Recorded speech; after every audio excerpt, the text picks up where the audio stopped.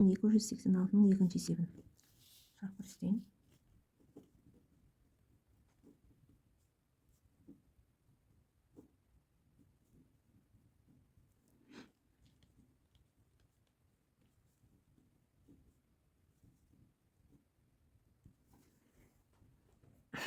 Бұны да тур бағанағыдай мынаны 6-ға көбейтеміз, мынаны 5-ке көбейтеміз.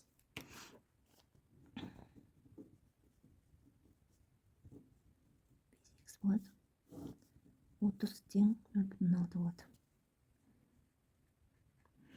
Бұны қалай шығарамыз бұны? Так.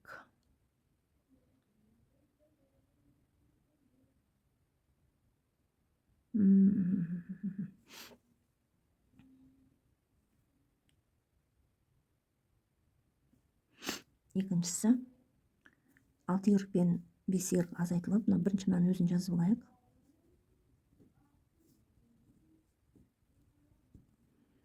Бес болады. Бұдан 6 пен 5 азайтылып y, мына үйге қосылып 11x тең 0,6, мына 30 мына жаққа көбейтіледі. Мындай болып. Мына 8,5x азайту 13y тең -82,5 екен. Әрмен қарай. Сол 11x тең мынауымыз 18 болады. 8,5x азайту 13y тең -82,5. Мынадан y тауып аламыз. 18 азайту 11x болады. Осы y-дің мәнін мына жерге апарып қоямын ғой. 5x азайту 13 1x болады. Тең -82,5. 8,5x азайту 13-ті 18-ге көбейтемін. 234. Минус минус плюс болады. 13-ті 11-ге көбейтемін. 143. X тең 5. Так, x-тер міне 2-ге қосылады. Қосамын 8,5-ті. 1,5x тең -82,5 қосу 234. Так, 234-тен 82,5-ті азайтамын. Себебі плюс минус болып тұр. 151,5x болса, мынау үлкен сан таңбасымен плюс болады да, 151,5. Бұдан x тең 1-ге тең. Екеуі мына жерден қысқарып кете салады, 1-ге тең деп шығарсаға болады. Сонда x 1-ге тең болды. Ал y-дің мәнін қалай табамыз? Y-дің мәнін мына жерде жаңағы апарып қоя саламыз. Y тең 8 азайту 11 көбейту 1. Y тең 8 азайту 11. Y тең 11-ден 8 азайтамыз қанша? 3 болады. Минус 3 болады. Жауабы 1, x-дің мәні, y-дің мәні минус 3. Так, осының бірінші есебін қайтып шығарып көрсетейін. Бірінші есебін.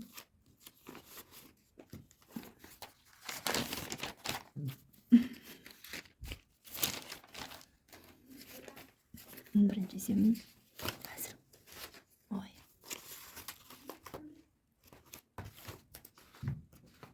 Бірінші есебін. Жарып көрсетейін. Так. 1286 есептің бірінші есебі.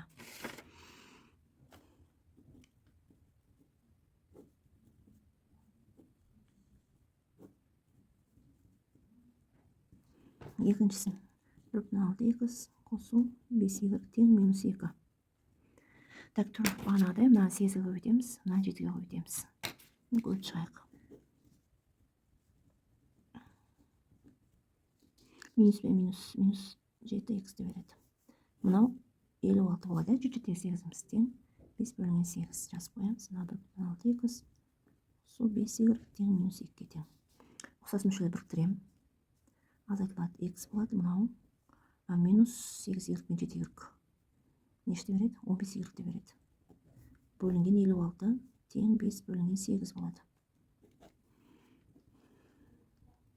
5y тең -2. Бұдан кеп, енді қараңыздар. Бұдан кеп 56 мына жаққа көбейтіледі. X азайту 15y тең 56 көбейту 5/8 болады. Мынаны өзі жазылады. Енді мынаны өз қысқарады. Бұлай болады. 56-ны 8 бөлем 7 болады. 7-ні 5-ге көбейтім 35 болады. 1,6x қосу 5y тең минус 2. Так, мен бұны қосу тәсілімен шығарайын. Ол үшін мынаны көбейтемін 3-ке. 3-ке көбейтемін. Так, x азайту 15y тең 35. Мына 4/8x плюс 15y тең минус 6. Қосу тәсілімен мынаны азайтып 0-ге тең болып кетеді, оны жазбаймын. 35 плюс минус болғанда минус жазылады. Мына 5/8x болады да, 35-тен 6-ны аламыз. 29 болады дейді. X тең 29-ды бөлеміз 5/8-ге.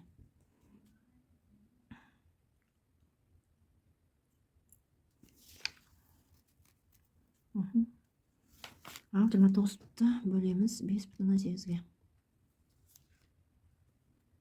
5 болады екен. X тең 5-ге тең. 5-ті мәнін таптық. Енді y-ті мәнін қалай табамыз? Y-ті мәнін мына жүйедегі біріншіге апарып қосамыз. Оңай жеріне. Так, оны екінші дейміз да. X-ні мына көріп тұрған шығар сіздерге. Оста X-ні орнына 5 қоям. 5 азайту 35 тең 15y. 30 тең 15y. Минус 30-да бөлемін 15-ге. Минус 2 тең y. Яғни y минус 2 тең болып тұр деген сөз. Жауабы x 5-ге тең, y минус 2-ге тең. Міне шықты есебіміз. 1287 есеп. Теңдеулер жүйесін шешуіміз керек. Так, біріншісін 2/15-ге көбейтем. Екіншісін минус 0/2-ге көбейтем. Ал көбейтетін болсақ,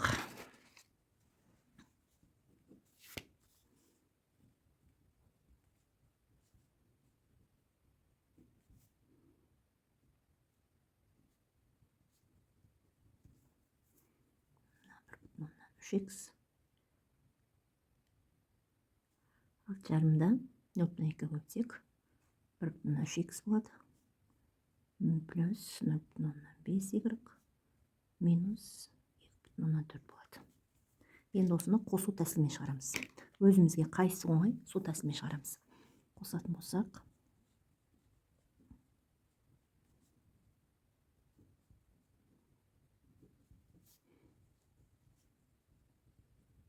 так, мына азайтылып 0 болып кетеді.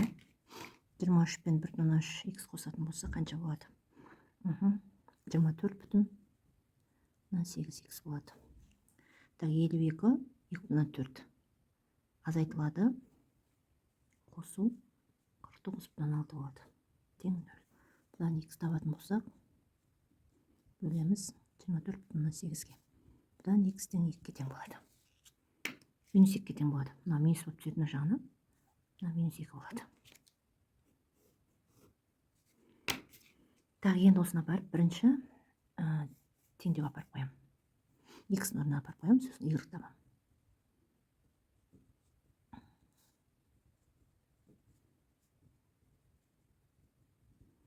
Так, көбейтетін болсақ, минус 18/8. Y қосу 0. Так, бұдан кеп шығады. Минус 0/2y. 8, мынау қосу 18/8 болып өтеді. Так, азайтылады. Минус 2 болады. Y тең минус 2-ні бөлеміз 0/2-ге. Y тең минус 0/2. Мынаны минус 0/2 2-ге бөлініп, плюс те береді, 10 шығады. Так, x-дің мәні минус 2, y-дің мәні 10 болды. Енді осы мәндерді апарып, екі теңдеу бар да, соны орнына апарып қоямыз. Есептің берілгенде 2x 0 азайту 5y 0.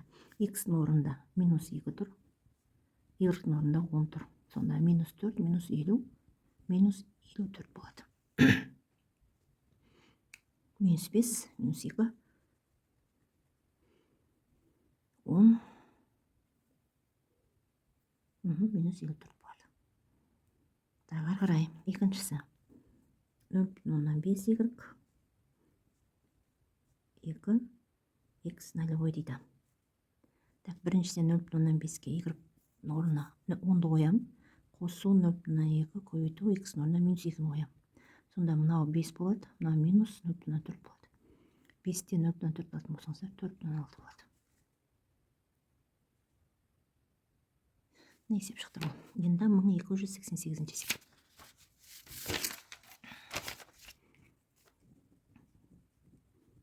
Не дейді? Минус 8,5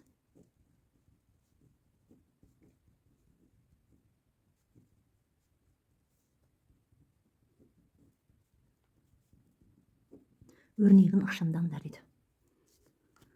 Тағы өрнекті ықшамдау үшін мынаны 8,5-ті ықшам ашамыз, x-ға көбейтемін. Мынауымыз 16,17 y болады. Мынауымыз 1,75-ке көбейтемін. 8,5x, мынау минус 1,7 түрге көбейтемін. 6,8 y болады. Мынау минус x, мынау y тең. Ұқсас мүше мынау минус, мынау плюс болғандықтан азайтылып қысқарып кетеді, 0 болып кетеді. Мына жерде не қалды? Минус x қалды, иә? Мына мен мынау y-лерді ретке алайық. Минус x-ін өзін жазамын. Минус 17 y 6,8 қосылады. 6,8-ге қосамыз 17-ні. 23,8 y минус, да? Минус 23,8 y и мына жерде минус 11 y бар. Тағы минус x, 2 емес плюсті береді, да? Минус 34,8 y болады. Міне өрнек ықшамдалды. Так, енді 1289 есеп. X берілген.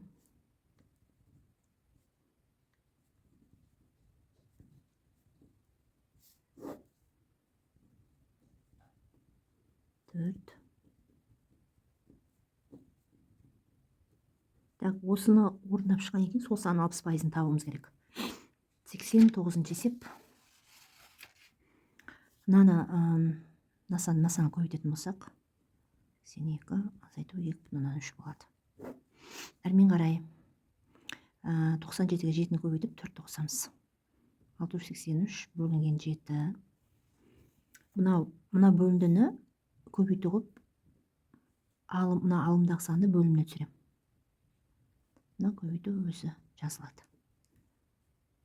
Тең. Бұдан келеді, мына екеуі азайтылып, минус 0,48 береді. Бөлшек.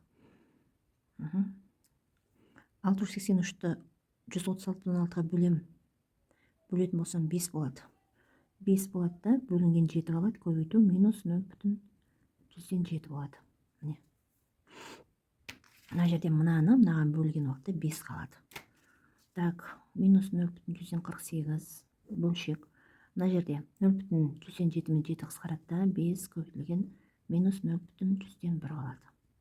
Бұдан минус плюсті береді.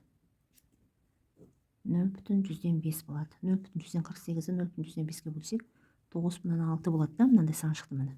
Енді осы сан 60%-ын табымыз керек. Ол үшін 9,6-ны 100% деп аламын. 60% 100%-ның астына жазамын да, мына x деп аламын. Осыдан x табу үшін 9,6-ны 60%-ға көбейтіп 100%-ға бөлем. Пайыз бен пайыз қысқарады. Так, қанша болады? 5,176 сан шығады екен. Не? Деп шықты. Әрмен қарай 1290. Егер дейді m 8,97 және n 4,2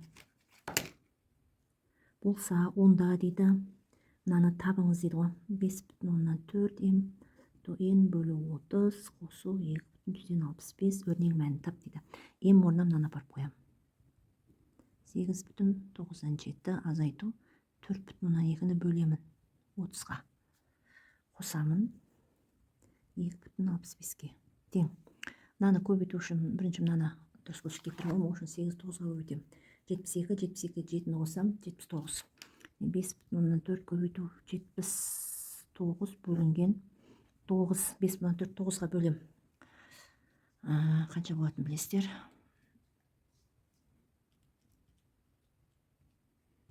Так, 5,4-ті бөлсек 9-ға 0,6 болады да. Оны қазір жазамыз. Мақұл бүйтіп қосайық. Мынаны 30-ға бөлетін болсақ 4,2-ні бөлеміз 30-ға. 0,114 шыға деген, қосу 2,65 екен. Тең. Так, мына 0,6 79 болады. 5,4 9-ға бөлсек 0,6 шығады. 0,114 қосу 2,65 екен. Так, көбейтеміз 0,6-ны, көбейтемін 79-ға. 47,4 азайту 0,14 қосу 2,65. Бір тесттен орындаймын. 47,4-тен азайтамын. 114-ті. 47,26 дейді. Оған қосамын 2,65-ті. 49,191 шығады екен. Енді 1291 есеп. Так, 1291 есепте не дейді? 1291 есепте есепті шығару үшін формула құрыңдар дейді. Бағасы 215 теңге тұратын қызанақ, қызанақ X деп аламыз. Қосу және 190 теңгелік тұратын қияр Y деп аламыз. Осылар сатып алыныпты. 2000 теңгеден қанша ақша қайтарылады дейді. Так, осылар сатып алынған. 2000 теңгеден қанша ақша қайтарылады дейді. Жалпы теңге 2000 теңгесі бар да. Осы затты сатып алғанда 2000 береді, содан қанша қайтатынын табуымыз керек. Ол үшін бірінші өзі тапсырма беріп қойыпты ғой, X-дің мәндерін. Y-дің мәнін беріп қойып. Бірінші осыны шығарайық. Ал 215-ке көбейтем 1,15-ті қосамын, 190-ға көбейтем 0,15-ті. Y-дің мәндерін қойдым да. 91-ші есеп.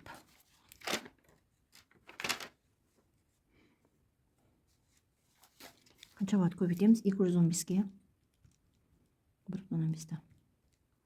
302,15 дейді. Қосу 190-ға 0,15 көбейтеміз.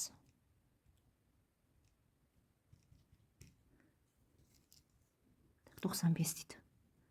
Қосамыз.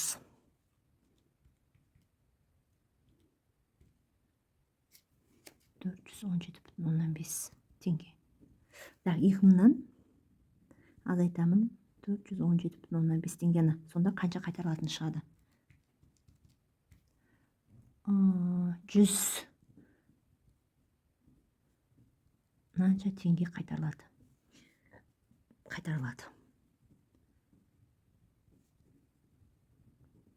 Біріншісі кетті, екіншісі. Өздері мәндерін беріп болған, сол мәндерді қойып шықсаңыздар болды. Біз көбейтеміз. Так, 215-ті көбейтем 0,15-ке, қосамын 190-ды көбейтем 1,15-ке.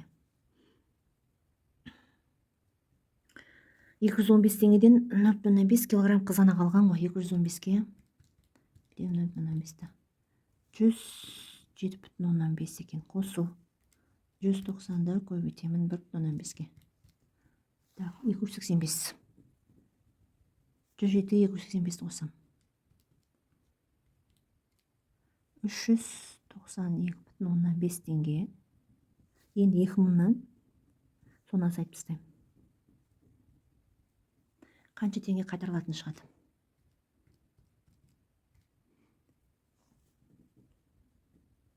Теңге қайтарады. Так, ол кетті. Дәл осылай үшіншісін, төртіншісін шығара бересіздер ғой. Үшіншісіне көрсетіп қосайын. Y 1,4-тен 1, X-іміз 3/4 екен. Орнына қояйық 215 көбейту 3/4 қосу 190 1,4-тен 1. Бұл деген сөз 215 3-ке көбейтеміз. Оны бөлеміз 4-ке. Немесе былай болады. 215-ті көбейтесіздер 3-ке 645 бөлесіздер 4-ке қосу. 190 көбейтілген 4 5 болады. 190-да көбейтесіздер 5-ке 950 болады. Сонда 645 қосу 950 бөлінген 4 болып тұр ғой. Қосасыздар 645-ті. Оны бөлесіздер 4-ке. Так, 398,175 теңге алған, осынша сат. Осынша теңге сат алды. Енді қолына 2000 теңге бүтін береді да. Содан ол қанша теңге қайтарылады, яғни 2000-нан осыны азайтасыздар ғой. 160 үштен 25 теңге қайтарады.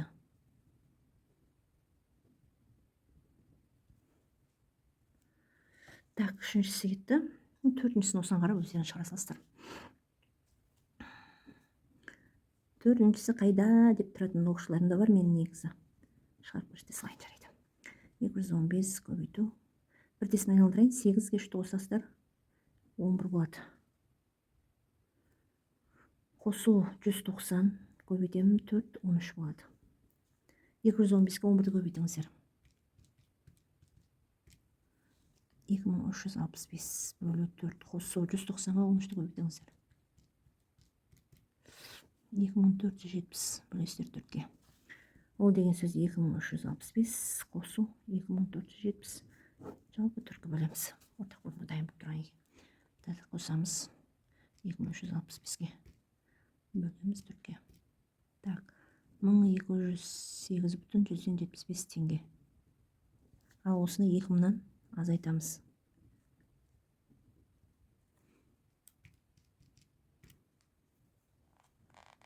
$791,125 теңге қайтарады.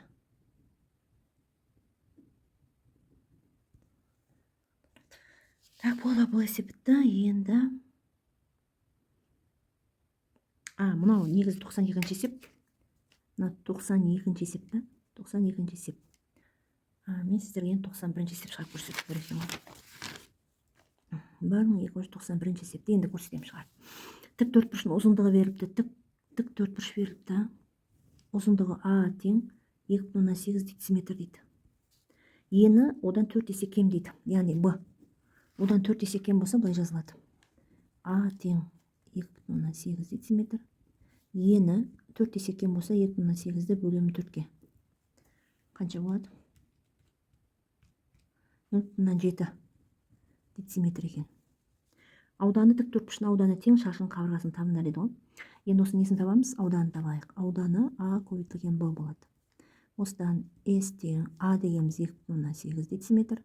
Көбейтемін 0,7 дециметрге. 1,96 дециметр квадрат екен. Бұл тік төртбұрыштың ауданының формасы. Енді тік төртбұрыштың ауданына тең шашының қабырғасын тап дейді. Жалпы шаршы ауданы мынаған тең. Білесіздер форманы сіздер. С тең А квадрат, е? Енді мынаған С-ті соған тең деп аламыз да. Шаршының ауданын табамыз. Бұл деген сөз А-ны табу үшін сіздерге қалай түсіндірсем болады? Төбірасын өттіңіздер ме, өтпеңіздер ме? Бұл деген А квадрат деген сөз мынау А көбейту А болады да, мынау екі санның көбейтіндісі. Яғни 1,96 1,4 көбейту 1,4 деген сөз міне. Сонда бір қабырғасы неге тең деген сөз? Мына А-ның екі дәрежесі А көбейту А деп алдық та, енді мына қандай бір санды екі рет көбейткенге тең болады. Яғни 1,4 1,4 болады. Сонда бір қабырғасы 1,4 дециметрге тең екен шаршының. Қабырғасы 1,4 дециметрге тең. Так, енді 1293-ші есеп. Теңдеулер жүйесінің қанша шешімі бар дейді ғой. Бұны алмастыру тәсілімен шығара салайық.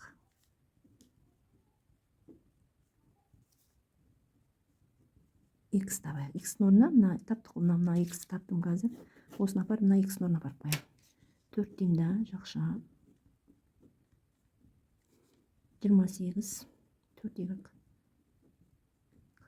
4 y пен y азайтылып кетеді.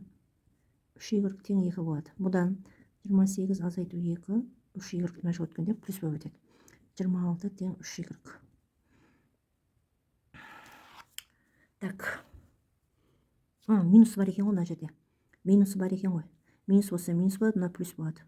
Мына минус болады, мынау 4 y пен мына қосылып 5 y де береді. Минус 28, мына минус 2, екеуі қосылады да минус 30 болады. Мынау 5 болады.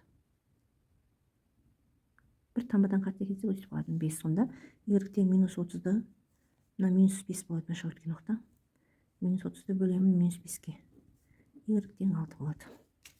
Y-дің мәнін таптық. Енді X-дің мәнін табу үшін мынау бар ғой, осыған апарып қосыламыз. 7 азайту 6. X тең 1. Міне. X-дің мәні шықты. Қанша шешім бар екен? Міне, 2 шешім бар. X, Y. Бір шешім қояйын. Ал енді осының екіншісін шығарайық. Қазір екіншісін шығару үшін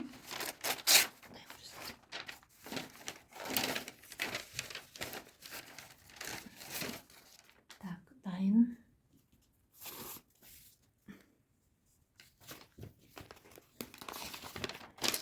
Екіншісін шығарайық. 1293-тің екіншісі. Жүйе. Бұл дайын тұр екен. Y-дің мәні дайын тұр, Y-дің орнына апарып қосыламыз. Минус X плюс 5 плюс X тең 5 дейді. Ойбай, X пен X мына жерде минус тұр, мына жерде плюстар азайтып 0 болып кетеді. Бұның шешімі болмайды. Шешімі болмайды.